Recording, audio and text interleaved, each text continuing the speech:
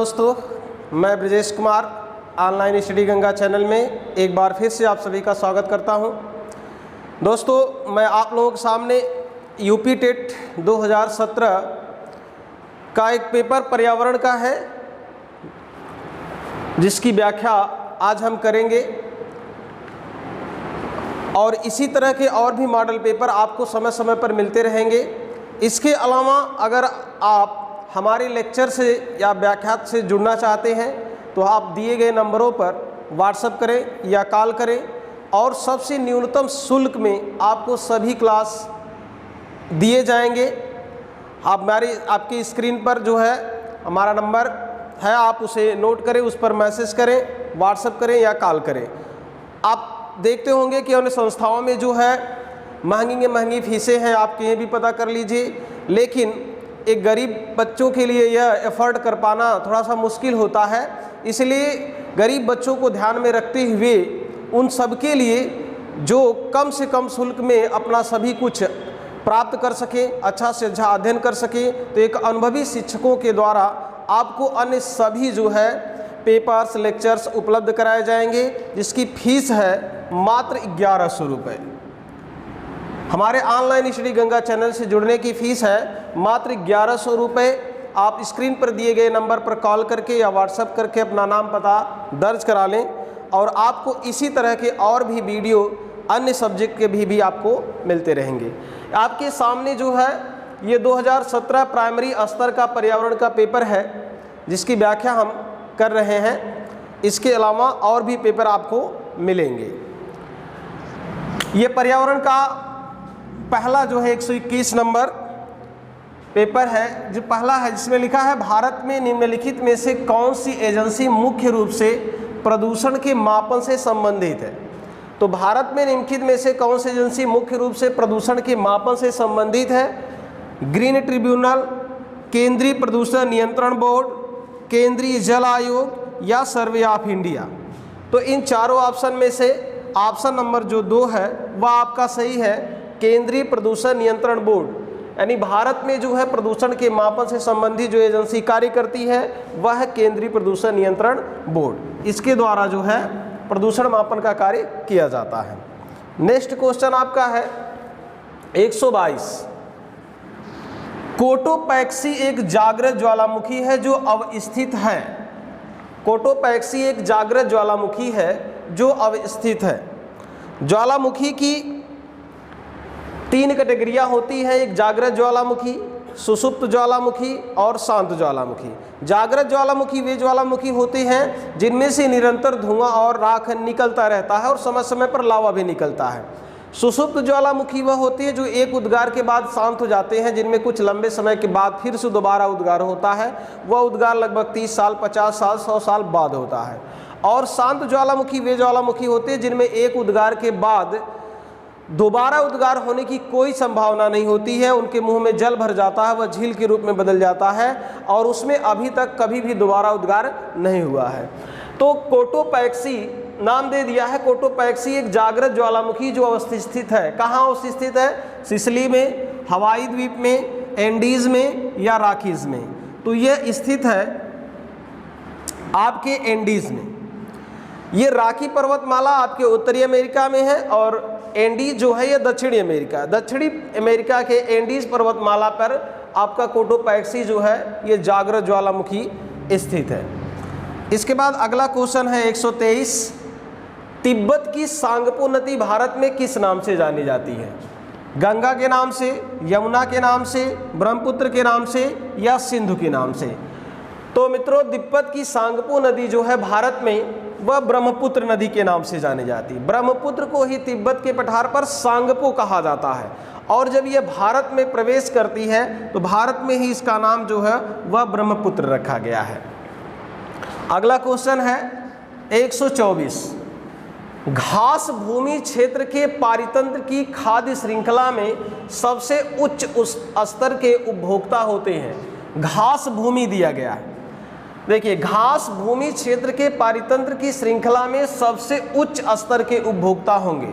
तो घास भूमि यानी जमीन पर जो है स्थल पारितंत्र की यहाँ बात कर रहा है, यानी सबसे नीचे जो है सबसे नीचे आपकी घासें सबसे अधिक संख्या में प्रोड्यूसर होंगे, उसे खाने वाले आपके शाकाहारी, फिर उन शाकाहारी को खाने वाले आपके सर्वाहारी, जो शाकाहारी और मांसाहारी दोनों होते हैं।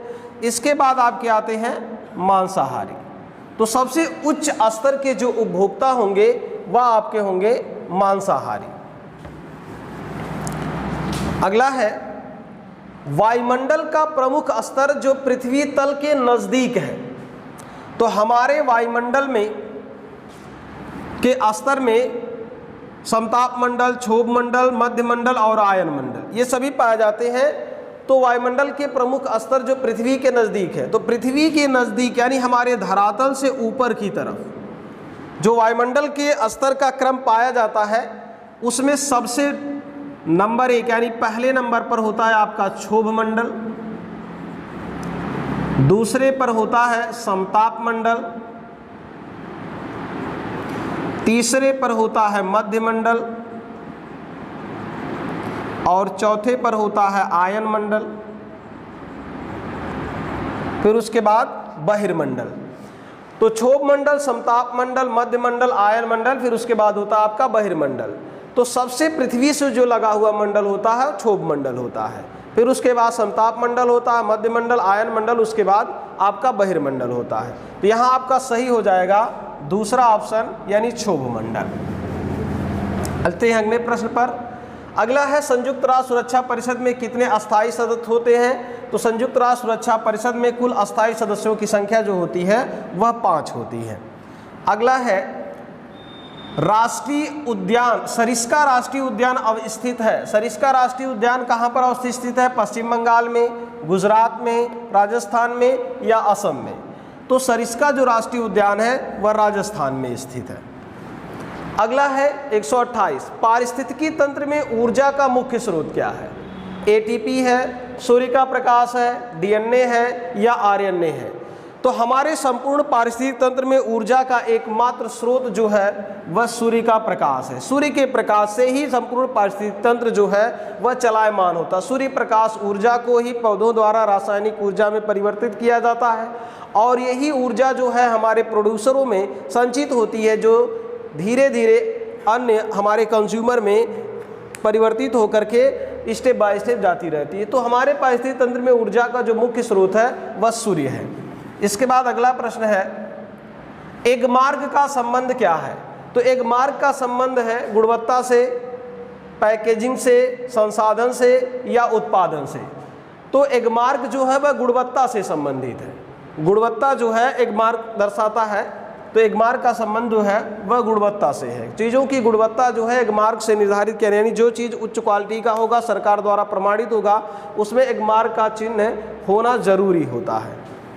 इसके बाद अगला प्रश्न है आर्सेनिक द्वारा जल प्रदूषण सर्वाधिक है। आर्सेनिक से सबसे ज़्यादा भूमिगत जल प्रदूषित होता है और जहाँ भूमिगत जल में आर्सेनिक की मात्रा ज़्यादा हो जाती है वहाँ का जल पीने योग्य नहीं रह जाता। अगर कोई इस तरह के जल का उपयोग करता है तो उसे तमाम तरह की बीमारियाँ हो जाती हैं।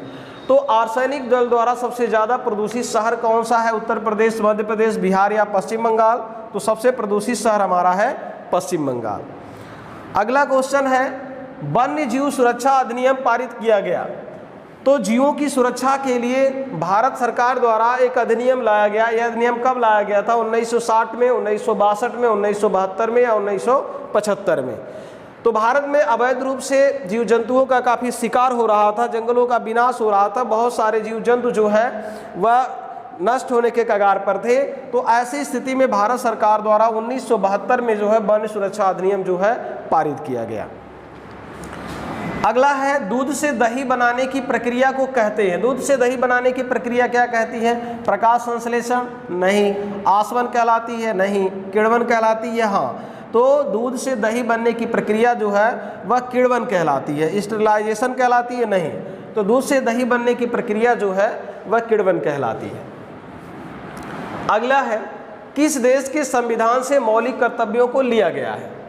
तो हमारे संविधान के निर्माण में बहुत सारे देशों के संविधानों के कुछ भाग लिए गए हैं। तो मौलिक कर्तव्य किस से लिया गया है? तो मौलिक कर्तव्य जो है वह यूएसएसआर यानी सोवियत संघ से लिया गया, सोवियत संघ के संविधान से जो है वह मौलिक कर्तव्य को लिया गया है। यूएसए से हमारे मूल अधिकार लिए गए हैं और जर्मनी से मूल अधिकारों में आपातकाल के समय जो परिवर्तन हो सकता है उसे जर्मनी के संविधान से लिया गया है। और यूनाइटेड किंगडम ब्रिटेन से जो है संसदीय शासन व्यवस्था को जो हमारे संविधान से लिया गया है। तो इस तरह से क्वेश्चन जो है यह बन सकते हैं कि भारतीय संविधान चूंकि आपके सिलेबस में है तो उसमें सबसे इन चीज़ों को जानना जरूरी है। अगला है ध्रुव तारा कहा जाता। ध्रुव तारा किसे कहा जाता है? उत्तरी तारे को, दक्षिणी तारे को, या पूर्वी तारे को, या पश्चिमी तारे को। तो ध्रुव तारा जो है वह उत्तरी तारे को कहा जाता है। अगला, भारत में प्रोजेक्ट टाइगर प्रारंभ किया गया। तो प्रोजेक्ट टाइगर जो है, टाइगर यानी चीतों की सुरक्षा के लिए जिनकी प्रजातियां धीरे दिन पर दिन कम होती जा रही थी, तो टाइगर को बचाने के लिए भारत सरकार द्वारा 1973 में जो है प्रोजेक्ट टाइगर प्रारंभ किया गया और 1972 में जो है वन्य जीव संरक्षण अधिनियम लाया गया था। और ठीक ही एक साल बाद 1973 में जो है वह वन्य प्रोजेक्ट टाइगर के माध्यम से टाइगर को बचाने के लिए जो है अभियान शुरू किया गया था। अगला है फूलों की घाटी अवस्थित स्थित है। जम्मू कश्मीर में, हिमाचल प्रदेश में, सिक्किम में या उत्तराखंड में? तो फूलों की घाटी जो है वह उत्तराखंड में स्थित है, जहाँ पर जो है विभिन्न प्रकार के फूल पाए जाते हैं। 137वां प्रश्न है, एक वयस्क मानव में कुल अस्थियों की संख्या कितनी? से आप वयस्क पूछा है, तो वयस्क और एक नवजात शिशु में जो है हड्डियों की संख्या अलग अलग होती है। एक नवजात शिशु में हड्डियों की संख्या जो है वह 300 होती है, जबकि एक वयस्क में हड्डियों की संख्या जो है वह 206 हो जाती है। यानी उसके सयाने होने पर 18 साल के बाद बहुत सारी हड्डियां जो है वह जुड़ करके एक में सम्मिलित हो जाती हैं। अगला है ग्रीन पीस इंटरनेशनल का मुख्यालय अवस्थित है। तो ग्रीन पीस इंटरनेशनल का जो मुख्यालय है वह एम्स्टर्डम में अवस्थित है। यह नीदरलैंड में पड़ता है, एम्स्टर्डम में स्थित है। प्रकाश संश्लेषण के प्रकाशीय चरण के दौरान डैश का ऑक्सीकरण एवं का अपचयन, किसका ऑक्सीकरण होता है, किसका अपचयन होता है? तो जल का ऑक्सीकरण होता है और NADP जो है इसका अपचयन होता है। तो इसका पहला ऑप्शन जो है वह सही है। अगला है LPG के संदर्भ में क्या सत्य नहीं है? देखिए, इस तरह के प्रश्नों को पहले ध्यान से आप पढ़िएगा, नहीं है, क्योंकि आप जल्दीबाजी में पढ़ जाते हैं क्या सत्य है, तो यहाँ पर इस तरह से आप गलत कर देंगे। नहीं वाले प्रश्नों को बहुत ध्यान से पढ़ना चाहिए, हर प्रश्न को आप ध्यान से पढ़िए। तो LPG के संदर्भ में क्या सत्य नहीं है? क्या सत्य नहीं है? यह एक स्वच्छ ईंधन है, हाँ यह एक स्वच्छ ईंधन है। यह उच्च ऊष्मीय मान का है, तो हाँ यह उच्च ऊष्मीय मान का है। यह नीले ज्वाला से जलने वाला है, तो बिल्कुल यह नीले ज्वाला के साथ जलता है। यह मीथेन उत्सर्जन करने वाला है, तो यह गलत है, यानी यह मीथेन का उत्सर्जन नहीं करता है। तो इसमें सत्य क्या नहीं है? तो चौथा ऑप्शन है जो इसमें सत्य नहीं है।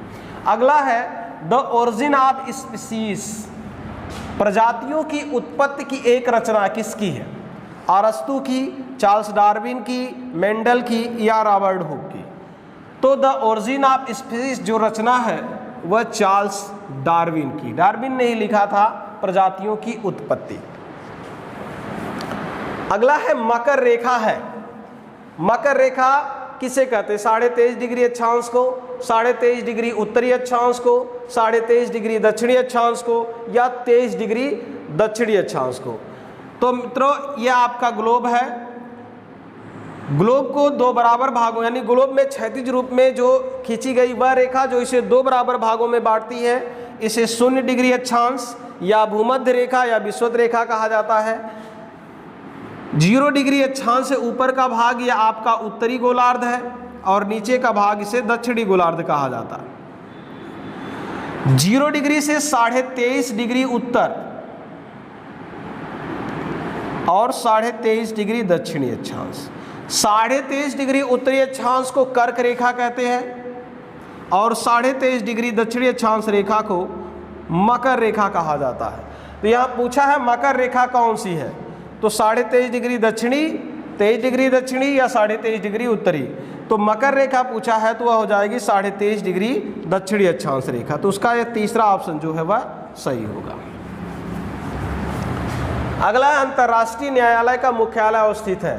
तो अंतर्राष्ट्रीय न्यायालय का मुख्यालय जो है वह हेग में स्थित है। जिस तरह से हर देश का एक न्यायालय होता है, उसी तरह से पूरे विश्व की न्याय व्यवस्था, यानी दो देशों के बीच अगर किसी बात को लेकर के विवाद है तो वह कहाँ हल किया जाएगा, तो वह हेग में जो है अंतर्राष्ट्रीय न्यायालय है। नेक्स्ट 144, संविधान सभा ने राष्ट्रीय गान को अपनाया।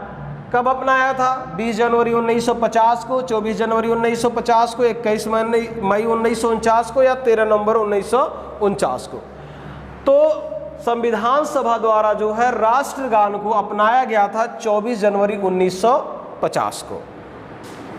नेक्स्ट है पुष्कर मेला कहाँ आयोजित किया जाता है? पुष्कर मेला कहाँ आयोजित किया जाता है? जयपुर में, उदयपुर में, जोधपुर में और अजमेर में। देखिए, इसमें जो है दो तरह से क्वेश्चन पूछे जा सकते हैं। कभी कभी वह राज्यों का नाम दे देगा, जैसे राजस्थान कर दिया, दिल्ली कर दिया, बिहार कर दिया या उत्तर प्रदेश, तब बता पाना आसान। लेकिन अब इस तरह के प्रश्न पूछे जा रहे हैं तो इसमें इस बात का ध्यान रखना चाहिए कि कोई भी चीज़ हम पढ़ रहे हैं, चाहे मेला पढ़ रहे हैं, किसी स्थान का नाम, तो उस जगह का नाम भी जानना जरूरी है। राज्य के साथ साथ आप उस जगह का नाम भी जानेंगे। तो इसमें पुष्कर मेला जो है ये राजस्थान में लगता है, तो ये राजस्थान के 4 जिले दिए। अब राजस्थान के 4 जिलों में कहाँ लगता है? तो यह अजमेर में लगता है। ये पुष्कर मेला जो है यह अजमेर में लगता है। अगला है निम्नलिखित पराबैंगनी किरणों में से कौन सा अधिक हानिकारक है? तो पराबैंगनी किरण ultraviolet A, ultraviolet B, ultraviolet C या उपर्युक्त में से कोई नहीं। तो अल्ट्रावायलेट सी जो किरण होती है इसकी ऊर्जा सबसे ज़्यादा होती है, लेकिन यह हमारे वायुमंडल या सूर्य की किरणों में नहीं पाई जाती। तो अल्ट्रावायलेट रेज जो है, यही ऑप्शन आपका सही होगा। इस जो है सबसे अधिक जो है यह हानिकारक होती है। अगला जो है निम्नलिखित में से कौन सा जैवमंडल का अजैविक घटक नहीं है? पूछा निम्नलिखित में से कौन सा जैवमंडल का अजैविक घटक नहीं है? तो जैविक घटक होते हैं और अजैविक। जैविक घटक के अंतर्गत समस्त जीवित प्राणियों को सम्मिलित किया जाता है, चाहे वो वनस्पति हो या जीव हो। और अजैविक घटकों में भौतिक पदार्थ, गैस, खनिज, मिनरल्स को शामिल किया जाता है। तो इसमें कौन सा अजैविक घटक नहीं है? तो इसमें अजैविक घटक प्रोटीन अजैविक है, मृदा अजैविक है, फास्फोरस अजैविक है, लेकिन कवक जो है यह जैविक है। इसमें जीवन होता है, इसलिए इसे हम जैविक घटक के अंतर्गत रखते हैं। नेक्स्ट है गिरसेर परियोजना अवस्थित है। तो गिरसेर परियोजना जो है वह गुजरात में है, महाराष्ट्र में है, उत्तर प्रदेश में है या मध्य प्रदेश में है। तो गिरसेर परियोजना है वह गुजरात में है। एशिया का एकमात्र जो शेर परियोजना है वह गुजरात में है, जहाँ पर शेर जो है वह पाए जाते हैं। अफ्रीका के बाद अगर कहीं शेर मिलता है एशिया में तो वह गुजरात में मिलता है। अगला है WWF से आशय है। तो WWF से आशय है world wild fund, world war fund, world wild life fund या वर्ल्ड वाच फंड। तो जो है इसका सही आंसर है world wild life fund. WWF जो है वर्ल्ड वाइल्ड लाइफ फंड है। गंगा नदी निकलती है। गंगा नदी कहाँ से निकलती है? अरावली श्रेणी से, लद्दाख ग्लेशियर से, गंगोत्री ग्लेशियर से या मिलाप ग्लेशियर से। तो जो हमारी गंगा नदी है वह गंगोत्री ग्लेशियर से निकलती है, गंगोत्री ग्लेशियर से निकलती है। और जहाँ से यह निकलती है वहाँ इसे गंगा नहीं बल्कि भागीरथी के नाम से जाना जाता। भागीरथी नदी जो है वह देवप्रयाग में अलकनंदा से मिलती है। भागीरथी नदी देवप्रयाग में अलकनंदा से जब मिलती है तो इन दोनों की संयुक्त धारा को ही गंगा के नाम से जाना जाता है। तो चूंकि पूछा गंगा कहाँ से निकलती है तो इसकी मुख्य शाखा जो है वह गंगोत्री ग्लेशियर से। तो ये थी 50 प्रश्नों की सीरीज। अगर आप इसी तरह के प्रश्न और चाहते हैं तो हमारे ऑनलाइन स्टडी गंगा से आप जुड़िए। इसके और आप स्क्रीन पर दिए गए नंबर पर व्हाट्सएप करिए, कॉल करिए। इससे संबंधित आपको हमारे अनुभवी शिक्षकों द्वारा ढेर सारी सामग्री सबसे कम शुल्क मात्र 1100 रुपये में आपको उपलब्ध कराई जाएगी। फिर मिलते हैं नेक्स्ट वीडियो में, तब तक के लिए नमस्कार।